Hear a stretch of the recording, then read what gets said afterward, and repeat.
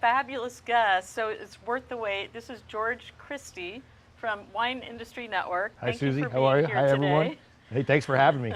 So the reason it's called Win, Win, and Show, obviously we're doing a show with you that's going to be a winner, and WIN stands for Wine Industry Network. That's right. Which you started. Also, I want to point out, I typically don't wear my logo shirt, Okay. but you're all about branding and industry and bringing people together, Yeah. which is truly, you've done an amazing job. Well, thank you. In the industry. So I want to talk a little bit about your background first. Okay. So I understand you're from New Jersey. I am. Yeah, that's right. There aren't a lot of New Jersey people out here, are there? No, they're out here, but they don't tell anybody. We just keep it very quiet. We keep it to ourselves like a secret society. A lot of them are bar owners and restaurant owners. that's And We're like that. We had to escape and find something. That's what attracted me to the wine industry, maybe. But yes, there are a few out here. And you went to York. Grew up in New Jersey, along the Jersey Shore, and went to college in York, Pennsylvania. And not long after I graduated from school with my management degree, I had no idea what I wanted to do. Had a friend of mine who was coming to California, knew someone from Sonoma State, not far from here, but on my atlas looked very close to San Francisco. So I thought, okay, here's my plan. On your atlas, I remember. Yeah, I had those my days. atlas, right? So I go, it's only this far hilarious. away, you know? So we took the road Exactly. trip and wound up in Rohnert Park, which was a bit anticlimactic. It wasn't like, I was expecting to be in Southern California and beaches and everything. And but I wound up getting a job in Healdsburg. I needed to get a job, and then I was going to move to the city and be successful and go home. A success. And I wound up in Healdsburg, and I just fell in love with the area and the people. This was in 1991, and I never left. So what was your goal when you first came to California? Was it just to experience it for a short period of time and then you stayed? So I think my initial goal was like, I wanted to get away from my parents because I had no idea what I wanted to do, and I just didn't want to feel like a failure in front of my mom and dad. And I had never been to California. We all have that feeling. Yeah, I mean, I just had to do something, and so like anybody, I think, who doesn't grow up in California, it's just this magical, mystical place, and where everybody's beautiful and the beaches are, I grew up near the beach, but the beaches in California looked bigger and more beautiful.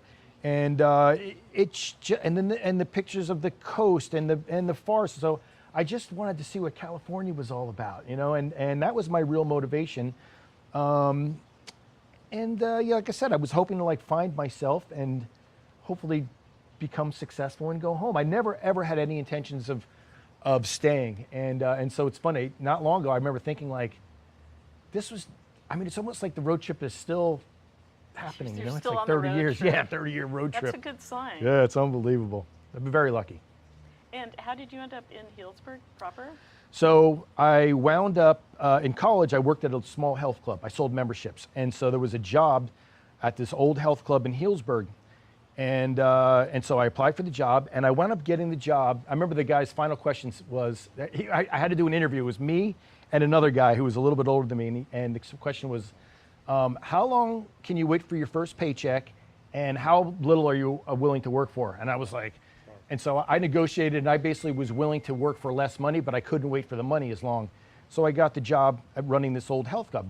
And the one on the north side of town? yeah, and but what was great about it in retrospect, and I did it for about 2 years before I wound up getting my first wine industry job, but as a result, I wound up meeting all of these wine industry people and I didn't know much about wine. I didn't really knew nothing about the wine, but I played racquetball a lot with a guy with someone like Tom Rocchioli. Oh, yeah. Or there was an old gentleman named Gene Cuneo. Gene Cuneo was like a legend in on the vineyard side of things, and the list goes on and on. So I wound up, as a result, building all of these pretty intimate relationships with these people because I'd see them every day and not at work at the gym. And so not long after, so that was basically my start in Healdsburg before I got my first winery job. No, I remember those racquetball courts. Yeah. We've been here. We've both been here a very long time. Yeah.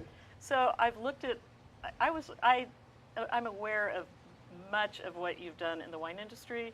I had no idea how big the list is of the things you've done. And so I estimated that you must be about 74 or 5 now, something like that. It's It's crazy how much you've done. You know, I went through a period where I guess I always felt like I was in a bit of a hustle mode, you know what I mean? Because when even the guy I came with went back after a few months. So obviously I never went home, but I had no family here. It was just me. And there were, I definitely remember there were times where it was a little bit, it was lonely, you know what I mean? Around the holidays, I couldn't afford to go home, but I was just so determined to not be a failure that I was willing to try a lot of different things. And it's like in life, so many things that you wind up doing later in life, you draw on the experiences from when you were younger, things like, even like I waited tables for a long time, that paid off huge dividends as my wine career started to unfold, because I understood the restaurant business, I understood enough of the restaurant business. Well, and we have a lot in common now that we've had this very brief conversation. I know exactly what you mean, especially about being lonely, because my dad died, so I was really out here by myself. But one advantage that you and I have in the wine industry, I was in the fitness industry as well, okay. but we both learned how to sell before we learned the wine industry. Mm-hmm. And it's much easier than being in the wine industry and having to learn how to sell later. Yeah. So it's an enormous advantage to have that. I remember thinking a lot when I first got into the wine industry, especially, how grateful I was that I genuinely liked to meet people, and I genuinely liked to be around people that I didn't know that well and get to know them. So, my early jobs, even in the tasting room, were like, it was fun for me. I can still do it. I can still get into the tasting room and go like, I have all the questions like in my mind that I still used to run down, like, hey, where are you from and where you been and where you going to dinner tonight and what did you have? And it was cool, man. It's a fun industry. Well, the nice thing too is that you can fill in a lot of different positions in your company because you've done all of them. Now, I want to talk about Wine Industry Network, because you've done so much for our industry. I mean, truly, wow, thank you. Bringing people together is one of the most important things anyone can do. And I'm not going to say our industry was lost prior to what you created, because we did have some resources, but I think you made it, first of all, you made it more fun, and fun is very important.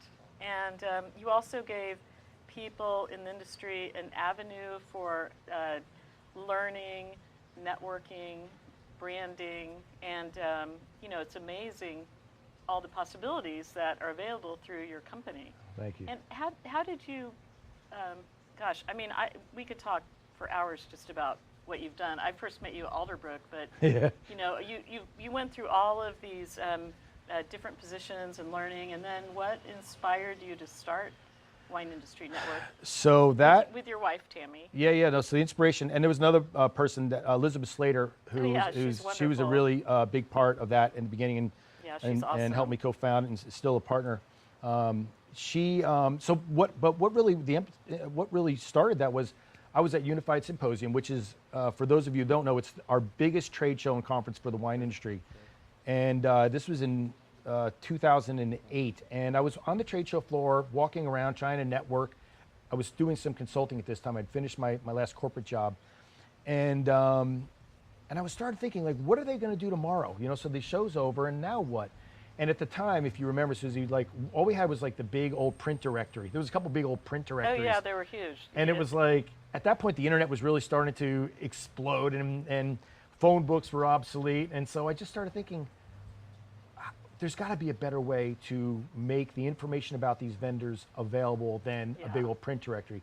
So it really started with that, but it quickly morphed into more of a direct marketing company. And because we built this website and it was great, and you can go out there and search corks, and here's all the cork guys would show up, or barrels, and all the barrel guys would show up, and everything you wanted to know about them. But it was more of like a build it and they will come. It didn't work that way. Fortunately, on the winery side of things, we had started doing a lot of direct marketing, right? So direct marketing was kind of the buzz. And while most of the vendors were still faxing orders in and out, like the wineries were putting email campaigns together, to grow their wine club and sell wines direct. And so we started to apply some of that logic to the vendors, and things started to grab a gear. Well, and again, George was talking about Unified. Unified was, it's still the biggest party in the wine industry. It's pretty big. But it was the only chance we had all year to really see other winemakers and Yeah. see people in the industry. But it's just a huge trade show. Yeah, yeah. And I'm sure you had a few fun times there. I have a lot of fun times there every year. Yeah, it's fantastic. So it's funny because we produce our own trade shows and conferences, Yes. but we exhibit at that one because it's to your point, it's a see and be seen situation, and but yeah, it's a lot of fun.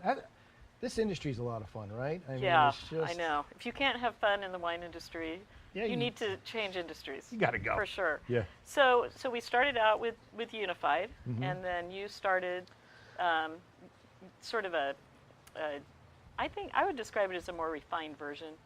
Well, that's a very Unified. kind word. I refer to it more as like a backyard show, and when we did the Expo, It's more of a micro than a macro.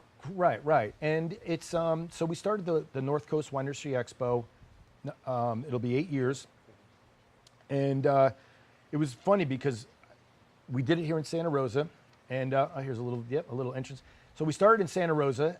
We did it at Santa Rosa in the fairgrounds, and we launched it. I announced it in July for an event in December, right? What I never would have done now, and we sold 300 booths in like 2 months, and I realized there's a there, and you know what it was, Susie, is that there are a lot of people, for as big as Sacramento is, and for as many people who show up there, there's a lot of people that don't want to go to Sacramento. You know what I mean? So there's a lot of people here in Sonoma County, and in Napa and Lake and Mendocino counties that they just want to roll in for the day. They want to see everybody they want to see, and then they want to go home. So we got very lucky. It was just right timing and the right place, and yeah, we're going on our 8th year. It's exciting. It's fun. I was excited. I actually showed up for the first year. Did you? Yeah, But nice.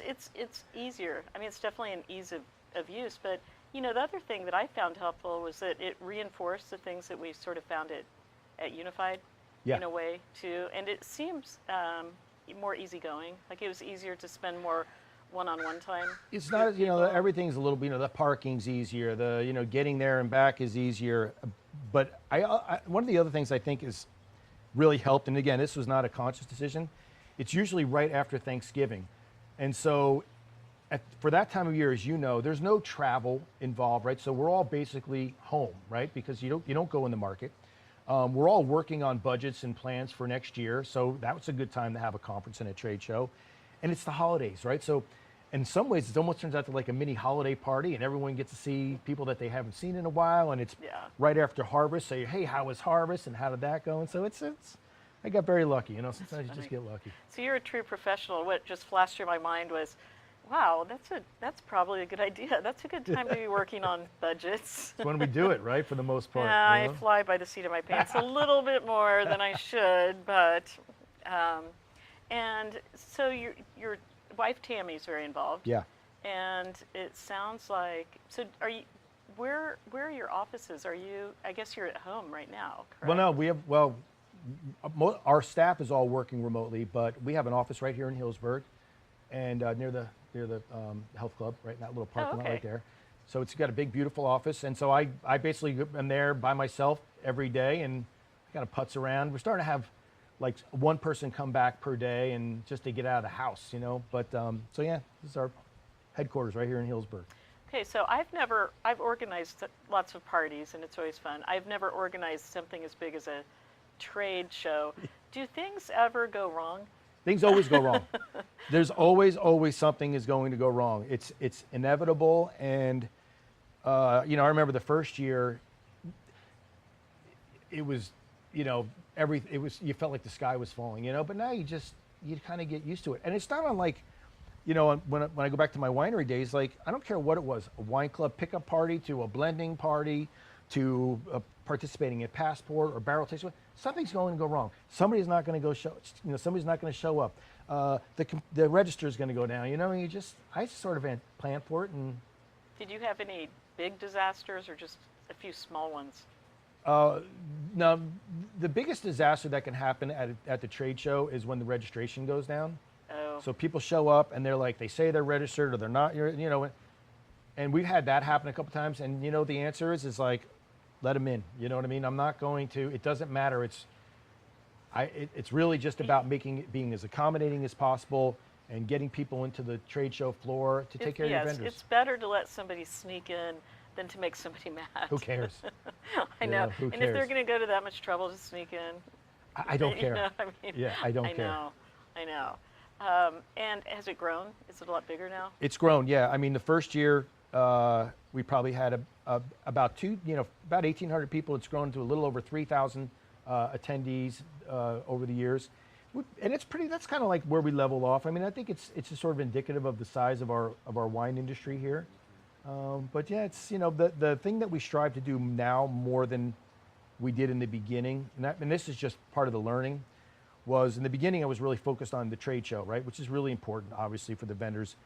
But the real key to success is all about the education, and what people can learn by showing up. And so that's sort of been the big emphasis for us over the last couple of years, is really working hard on the education piece and making sure that there's some real solid takeaways from attending. Now, another thing I saw once I researched your background, it really is impressive. Obviously, you're not golfing and goofing off like I am all the time. I try to. Yeah, I know. Like, it's ridiculous, but on my side. But so you're also are you on the board at Sonoma State? So I did a year on the board of the Sonoma State Wine Business Institute. I'm no longer there. I just didn't have the time to put into it that I would have liked, and that some of the other board members are able to do. And they've got a really solid board, but we work very closely with the program down there, and it's a fantastic niche that they've carved out for themselves, right? Because you've got, Davis as an example is really, focused and well known for the winemaking part of them. You've got the viticulture programs in Fresno, et cetera. I think grabbing that niche and focusing on the business of wine, while it's not it's probably the least sexy part of our industry, it's, as you know, I mean, you're a winery owner. It's like, if you don't have that part figured out, then. Oh, the business side? Yeah, I mean, it's just. Yeah. It's the hardest part. Yeah, that's the big joke in the industry. It's much easier to make wine than it is to sell wine. Yeah. The big, best kept secret is that it's probably a little bit easier to sell wine. Val, do we have any questions? Oh, okay. Got it. Actually, there is one question that we get every time, which is, what is your favorite wine to drink? So I'm a little bit, I've got a little bit prejudiced with this because I'm partners with the Saini family on Saini Vineyards. And the Saini family, 5 generations of grape growers. Oh, we should have brought some Saini. You know what? I didn't. My gosh, I would have loved that. So in any case, I'm a big fan of the wines, by the way. Thank you very much. So I don't have much to do with the growing the grapes or the making the wine. I'm on the business side of things. Julia Ian Tosca makes our wines, and Mike and John Saini and Brian Saini kind of oversee the vineyards, of course. Mike's my primary partner in crime on that. So our emphasis is a Dry Creek program. They've got some fantastic old vine vineyards. They've got some old vine vineyards. I love Zinfandel. That's probably my most favorite varietal. I started in Dry Creek Valley. So yeah, Zins. Well, Saini makes fabulous wines. Great, yeah, they were just. And there aren't a lot of grower winemakers. Like, surprisingly, it's not really that common.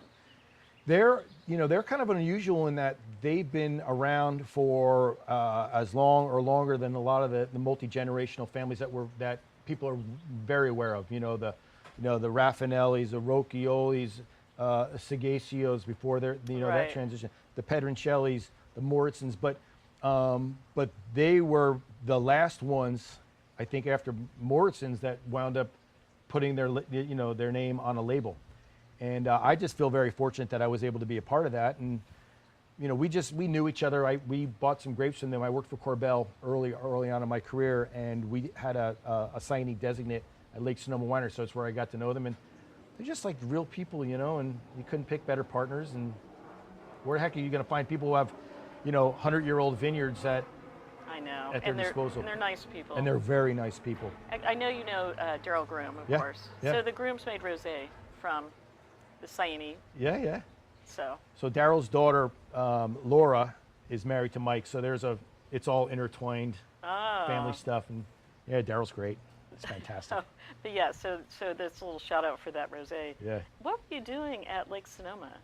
So that was my first job in the wine 'Cause industry. I think you were at Lake Sonoma when I was at Rabbit Ridge, Okay. working in the tasting room. So it was my very first job in the wine industry, and I think they made about 700 cases a year, 800 cases a year, and so just like any tiny small program like that, I worked in the tasting room, and then we bottled. I worked in the bottling line. I've talked about this. I labeled, I foiled. I went out. I pruned in the vineyards when it was time for that, and of course, during harvest, I went and punched down. We had everything mostly in like little bins and stuff like that. And so that was and I did that for about 14, 15 months, and it was the best training you could get. Working at a small winery is the very best because when you work in every different aspect of the property, you really start to get a grasp of like what it's really all about, and it made a huge difference as I wound up working at the corporate level 15 years later. But what my big break really came because so I'll try to keep it really succinct, but Bill Cosby came out. They put the winery for sale. Bill Cosby wanted to buy a winery, and gosh, I didn't know this it got all this story. press. Yeah, it got all this press, and at the last minute, he decided to pull out. And they think because Jell-O was his big sponsor, right? And Jell-O was all about the kids. They didn't think he should be involved in alcohol, so he pulls out, and it got the attention of Gary Heck over at Corbel. Oh yeah, I knew Gary. And Gary sent a couple of his main guys, a guy named Dan Baker and Harold Duncan, to check out the property. I think Gary just sold a TV station, and so Gary bought the property. And so now I went from working from this little tiny family-owned operation, literally it was mom, dad, and their son, who was the winemaker, to being part of the Corbel operation, and which was still family-owned, but obviously a giant. And those guys took such great care of me. It really kind of gave me my start, and everything good for me in the industry happened from that. What would you say to somebody? I mean, I know you get this because I get this all the time. People want to be in the wine industry. I mean, we're in an enviable industry. Right. There's no question about that. What would you say to someone, a young person in New Jersey who's going to road trip out to California, who is really passionate about wine or trying to get the industry? How would you tell them to go about that process? Yeah, it's a very good question, and it is a question I get asked a lot, right? Because people look at from the outside looking in, it looks like an awful lot of fun, and I love wine, and I love the vineyards, and I love wine country. I usually, first thing I do is I try to give them a little reality check and just try to say, let listen, them know how hard it this is a brutal industry. I mean, it's very, very difficult. Go walk down any wine aisle. I mean, just give you a little sense of the competition. I try to caution them and manage their expectations on how much money you can expect to make, because it's not the highest paying. It's not like going and getting a big job in tech. And after I get through that, and they're still like, gosh darn, I'm determined to do it.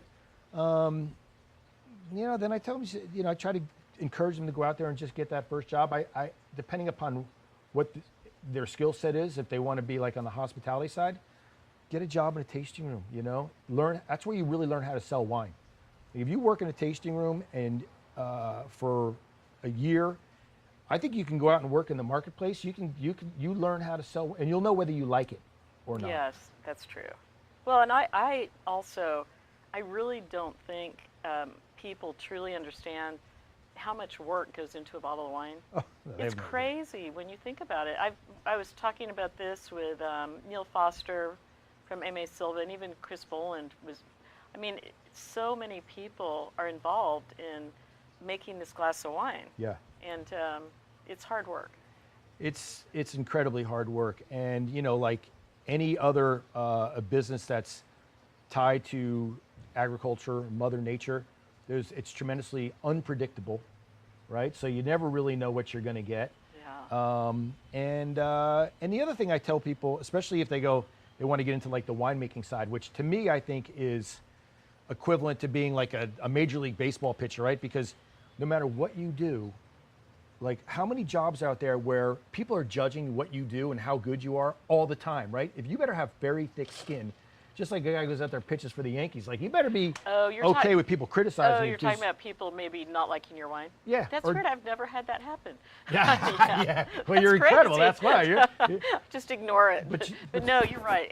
And just, it's hard. You do have to have thick skin. yeah, I mean, the people are writing about it. Like, they don't know, you. They know. don't know what goes into it. So I know. I try to tell people, you better have thick skin if you want to get a wine. I once was, I'm sure you have stories like this, but I was once in a, making a call at a wine store in Los Angeles. And before we went in, the sales rep said, you know, this guy's notorious for being a little harsh sometimes, and no problem, I can handle it. And he said, wow, you know, there's great fruit up front. It's really spicy, because the whole point, if he likes it at all, he'll buy it.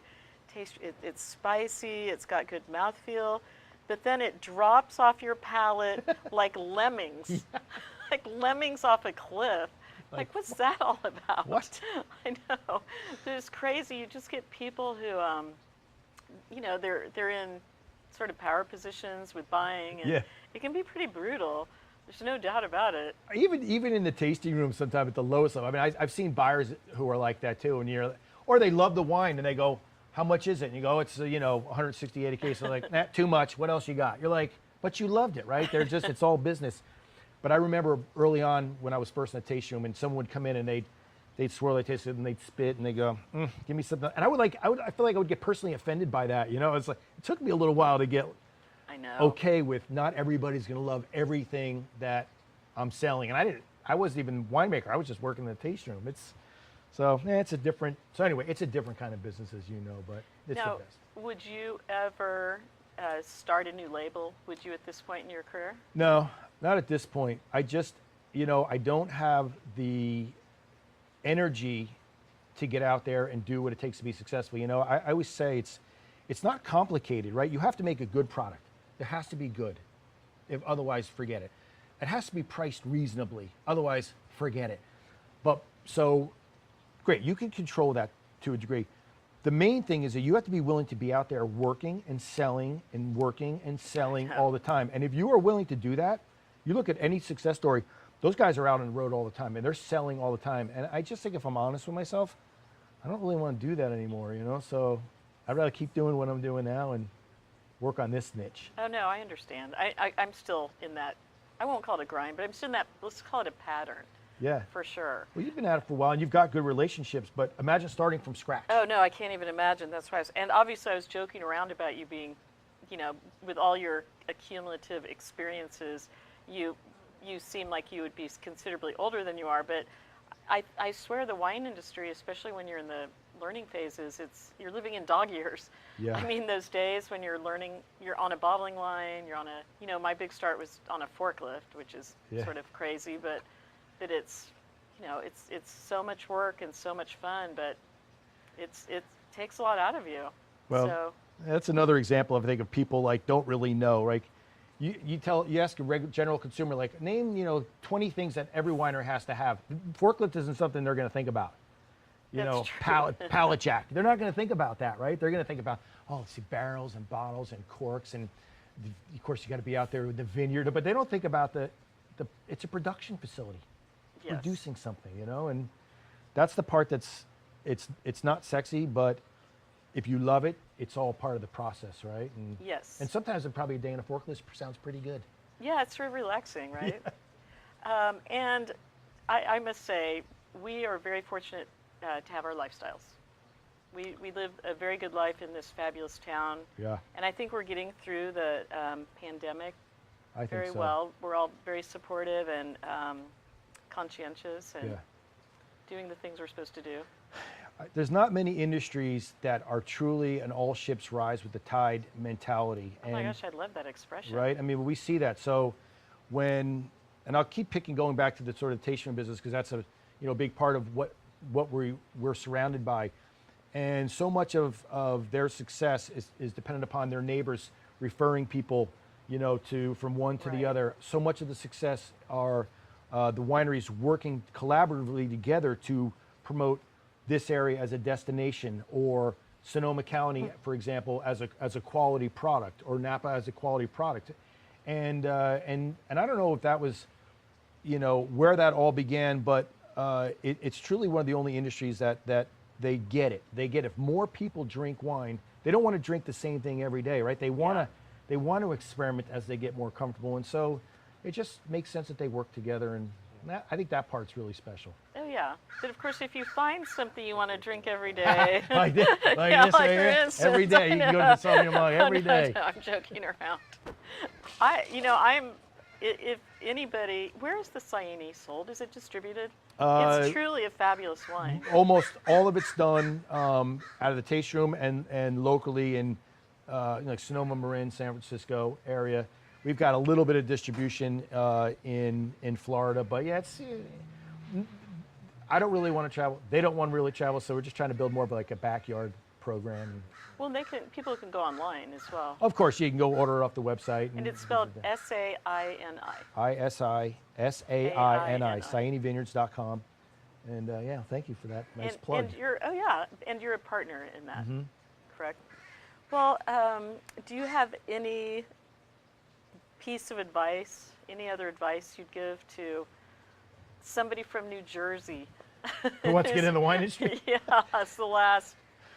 I'd say join a few wine clubs. You know, I always tell people, I get more questions than people like, I'm thinking about starting a brand, I go, join like 5 or 6 wine clubs, go to every blending party, go to every picking party. That's good Go advice. to every like little label, blending and make your own label party. And then see how you feel after that, because. Well, that's even fun as a consumer. Yeah, that's fun. But that's the fun part. You know what I mean? That's the real fun part. But no, I guess if someone was really interested, there's learn a little something first. There's some online programs that you can take and get a little smarter about how the industry operates, and if that doesn't get out of your system, then just come on out. Well, I must say I'm proud of you of what you've accomplished. Well, thank you. It's That's very nice of impressive, you. and it's been fun to watch through the years. Well, thank you, Susie. Cheers. Cheers. Cheers to Wine Industry Network and the success you and Tammy have.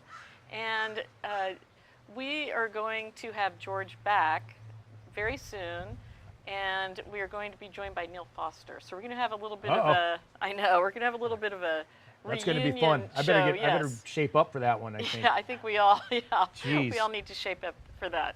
So be safe, stay healthy, and we will see you next Wednesday in my courtyard.